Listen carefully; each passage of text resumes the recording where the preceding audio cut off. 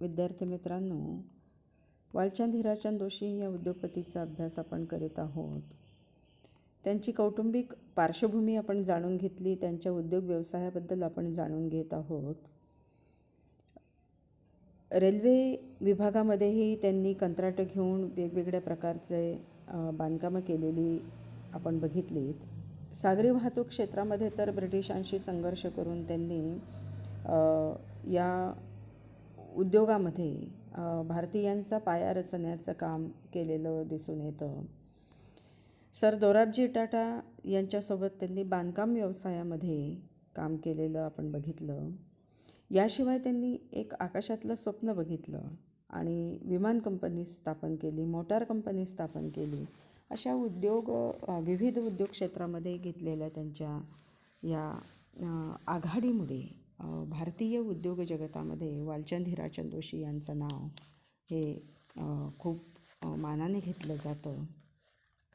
आकाशातील त्यांनी जे स्वप्न बघितलं, जी विमान कंपनी त्यांनी स्थापन केली, तर तिचा आपण इथं अभ्यास करूया. वालचंद जोशी यांचे मन कधीही एका उद्योगामध्ये जास्त काळ रमत नसे. आपण बघितलं की ते थोडेसे अस्थिर स्वभावाचे होते आणि एक उद्योग व्यवसाय सुरू केल्यानंतर तो सोडून लागलीच दुसऱ्या उद्योगामध्ये ते शिरकाव करीत असत. बांधकाम व्यवसाय, जहाज व्यवसाय, खाण व्यवसाय, पाईप व्यवसाय स्थिर केल्यानंतर त्यांचे लक्ष विमान कंपनीकडे गेले, म्हणजे आकाशाकडे गेले.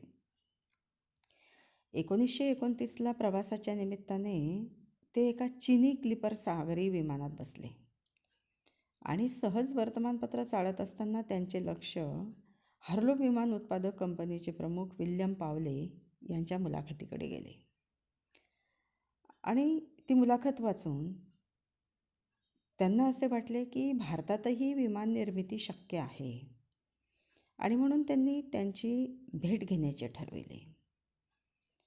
विमान निर्मितीचा कारखाना उभारणे सोपे नव्हते, परंतु वालचंद यांची प्रबळ इच्छाशक्ती व नव्याचा ध्यास त्यांना स्वस्थ बसू देत नव्हता. त्यांनी सुरुवातीला लष्करी विमान निर्माण करण्याची तयारी दर्शविली आणि यावेळी त्यांचे वय अवघे 57 वर्षाचे होते. विमान कंपनी उभारणे सोपे काम नव्हते, कारण एका विमानात 20,000 निरनिराळे भाग असतात आणि त्यातल्या त्यात लष्करी विमानात तर 2 लाख निरनिराळे भाग असतात. त्यासाठी मोठी जागा, प्रगत तंत्रज्ञान, इंजिनियर, कुशल कारागीर व प्रचंड भांडवलाची आवश्यकता असते. परंतु वालचंद यांनी या सर्व गोष्टी सहजपणाने अशाच घेतल्या. विमान निर्मिती कारखाना उभारण्याचा त्यांनी निश्चय केला आणि विमान कंपनी रजिस्टर करण्यासाठी 20 लाख रुपये व जागा त्यांना हवी होती. तेव्हाच सरकारची $40 लाख पहिली ऑर्डर त्यांना मिळणार होती.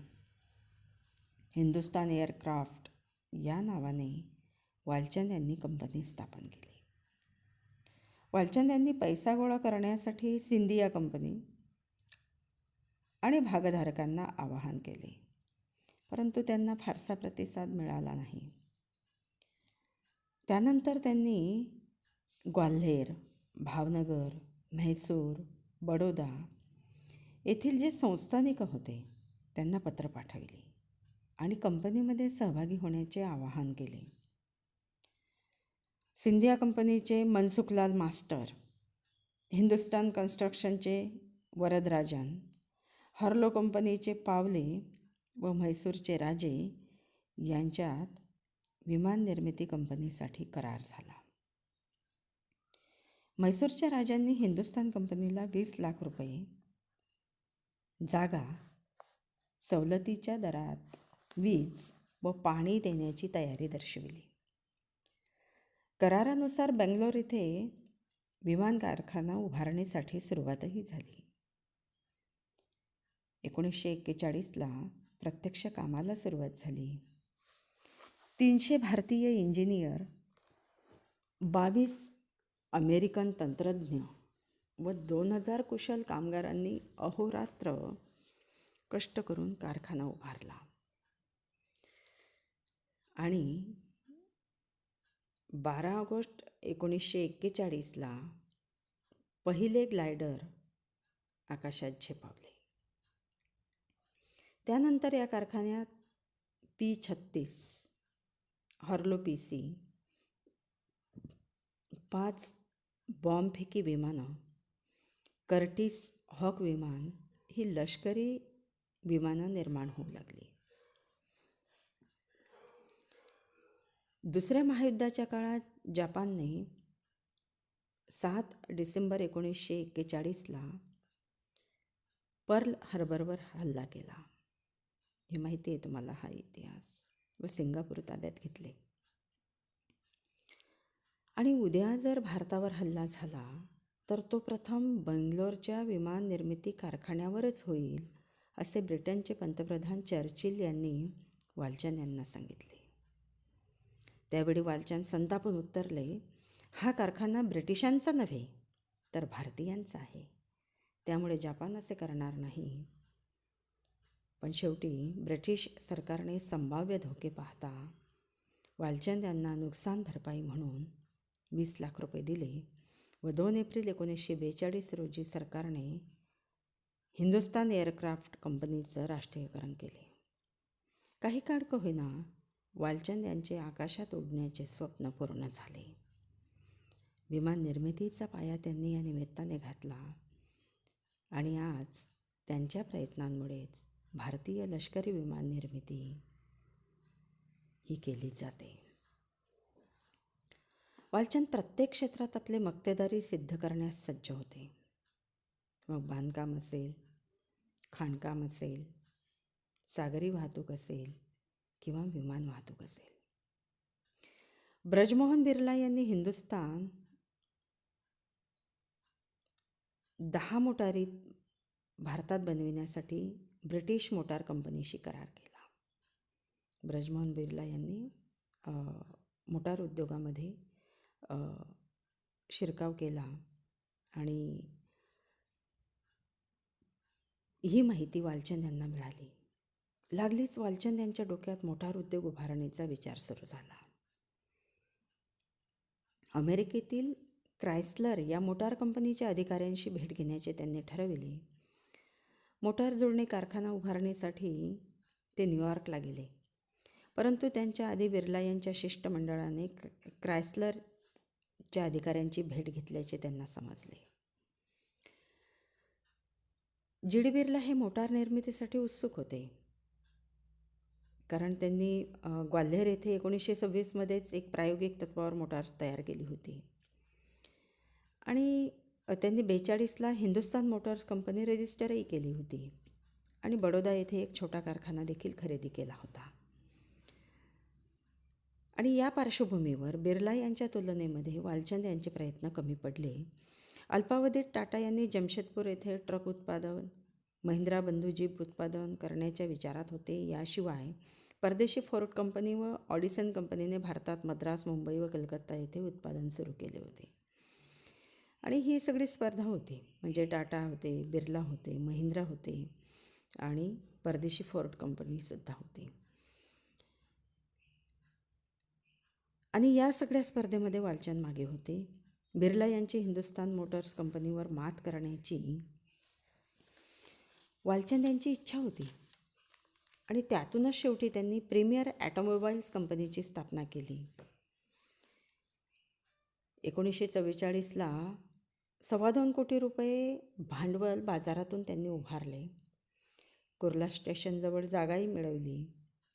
नंतर क्रायस्लर कंपनीशी करार करून मोटार उत्पादनाची सुरुवातही केली. सुरुवातीला सुटे भाग तयार केले आणि नंतर इटलीच्या साहाय्याने फियाट गाडीचे उत्पादन केले. नंतर या गाड्यांचे इंजिन भारतात बनविण्यासही त्यांनी सुरुवात केली. हळूहळू मोटार व ट्रक उत्पादन केले गेले आणि 49ला संपूर्ण भारतीय बनावटीची पहिली BM कार तयार करण्यास त्यांनी सुरुवात केली.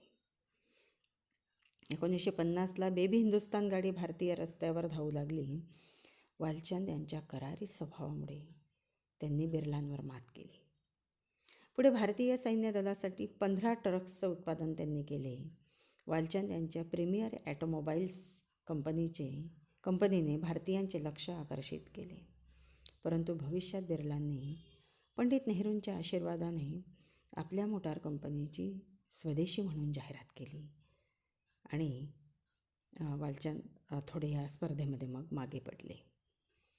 वालचंद यांनी आपल्या 35 वर्षाच्या व्यावसायिक कारकिर्दीत कोणकोणते उद्योग स्थापन केले तर जहाज वाहतूक, जहाज बांधणी, मोटार व विमान या 4 प्रमुख उद्योगांसोबत इतर डझनभर व्यवसाय सुरू केले. बांधकाम, पाईप, फाउंड्री, खाणकाम, ताग, सॉमिल, इंजिनिअरिंग, साखर, गोळ्या चॉकलेट, रसायने इत्यादी उद्योग त्यांनी उभारले व हे सर्व उद्योग व व्यवसाय कठीण धोकादायक होते. परंतु वालचंद यांची प्रत्येक उद्योगावर निष्ठा होती. ते कष्ट करीत असत आणि धाडसीपणाने त्यांनी हे उद्योग उभारलेले आपल्याला दिसून येतात.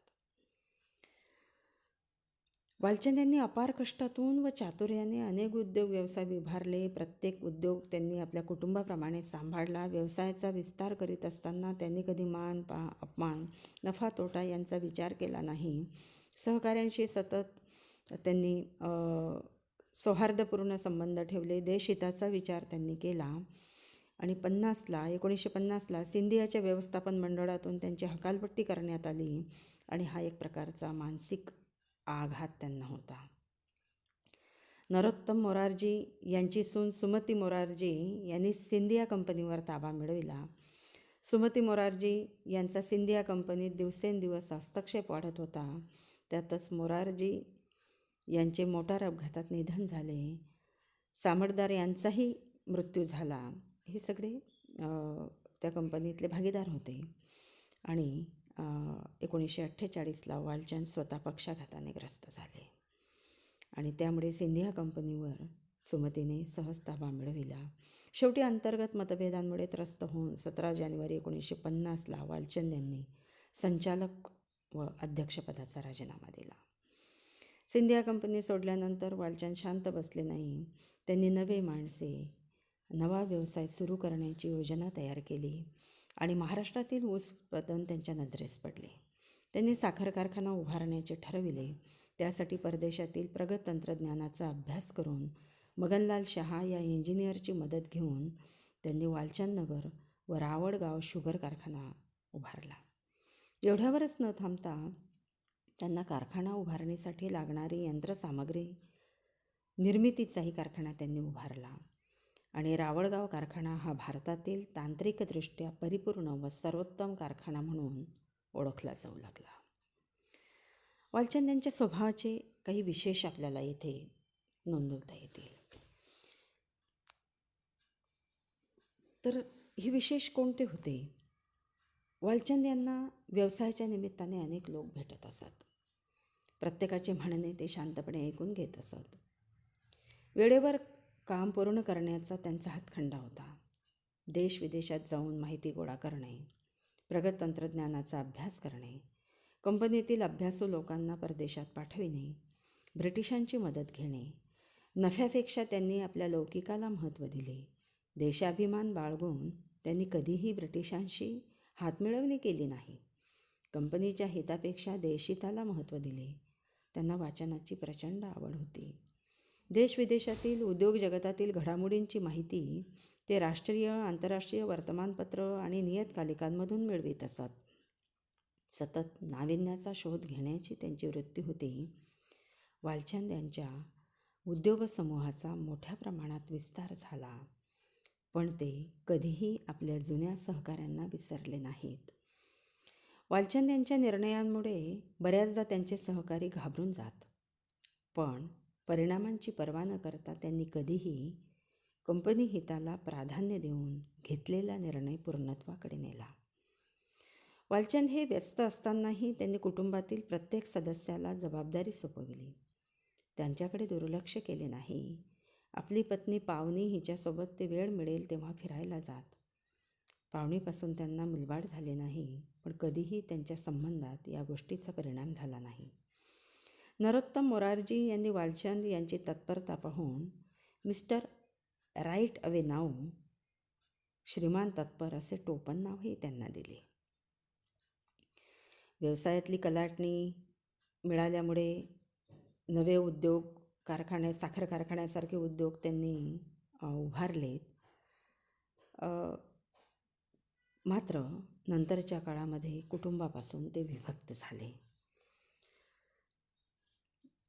वालचंद यांची जी कार्यपद्धती होती, त्यांचा जो स्वभाव होता, त्यामुळे त्यांचे वडील सातत्याने चिंतेत असायचे. वालचंद यांच्या धाडसी निर्णयामुळे एक दिवस आपल्याला सगळे विकावे लागेल अशी त्यांना भीती वाटत असे. त्यांच्या निर्णयाचा इतर भावंडांना नाहक त्रास भोगावा लागेल म्हणून हिराचंद यांनी वाटणी करायचे ठरविले. आणि हिराचंद यांचे निधन झाले आणि त्यांचे निधन झाल्यानंतर त्यांनी जो वाटणीचा करार निश्चित केलेला होता आणि त्यांची जी संपत्ती होती 24 लाख रुपये, त्यातील निम्मे रावजी व गोविंद यांना मिळाले, त्यांचे बंधू. उरलेली वालचंद त्यांचे गुलाबचंद, रतनचंद व लालचंद या 3 सावत्र भावांना मिळाली. वालचंद यांनी आपल्या हिस्स्यातील 12 लाख रुपये इतर भावंडांना देण्याची तयारी दर्शविली. रावजी यांच्याशी सहमत झाले नाही, पण तरी वालचंद यांनी कौटुंबिक मालमत्तेची वाटणी करारपत्रकानुसार केली आणि 1946ला वालचंद यांनी स्वतःचे खाजगी 3 बंगले व शेअर्सचे एका ट्रस्टमध्ये रूपांतर केले. पत्नी कस्तुरबा हिच्या निधनानंतर ती स्थापन करण्यात आली. ट्रस्टचं सर्व उत्पन्न धर्मदाय कामासाठी वापरावे असे त्यात नमूद करण्यात आले. वालचंद यांच्या समतोल हाताळणीमुळे कौटुंबिक वाटणी अतिशय शांतपणे पार पडली. अर्थात त्यांना फार हिस्सा मिळाला नव्हता, उलट त्यांनी त्यांची संपत्ती धर्मदाय कामासाठी दान दिली. 14 डिसेंबर 1949ला वालचंद यांना आपल्या मुंबईतील बंगल्यात पक्षाघाताचा झटका आला. 50पर्यंत त्यांच्यावर औषधोपचार झाले, पण त्यांच्या तब्येतीत फारशी सुधारणा झाली नाही. ते आपल्या पत्नी पावनीसोबत कुर्ला येथील कारखान्यात जात. वालचंद यांची पत्नी पावनीने वालचंद यांच्यावर विविध वैद्यांकडून औषधोपचार करून घेतले. वालचंद हे विवेकवादी होते. त्यांचा तंत्रमंत्रावर विश्वास नव्हता, परंतु तरीही पत्नीच्या आग्रहास्तव अहमदाबादजवळील सिद्धपूर येथील डॉक्टरकडे नेण्याचा त्यांनी आग्रह धरला. वालचंद यांनी संपूर्ण शरीर आपली पत्नी हिच्या हवाली केलं. जणू काही वालचंद आपण केलेल्या उद्योग व्यवसाय पाहून आनंदित होत असत आणि 1953ला सिद्धपूर येथेच त्यांचे निधन झाले. आयुष्यातला बराच काळ वालचंद यांनी लॉर्ड इन्स्केप होण्याचा प्रयत्न केला. तशी त्यांनी मर्यादित महत्त्वाकांक्षा ठेवली असती तर तसे झालेही असते, पण तरीही वालचंद यांचे भारतीय उद्योग व्यवसायात महत्त्वपूर्ण असे योगदान आहे. त्यांना आपण इथं या उद्योग व्यवसायामध्ये केलेल्या या महत्त्वपूर्ण अशा योगदानाबद्दल धन्यवाद देऊया आणि येथे थांबूया. इथे आपला अभ्यासक्रम आपण समाप्त केलेला आहे. पुढे भेटूया. धन्यवाद.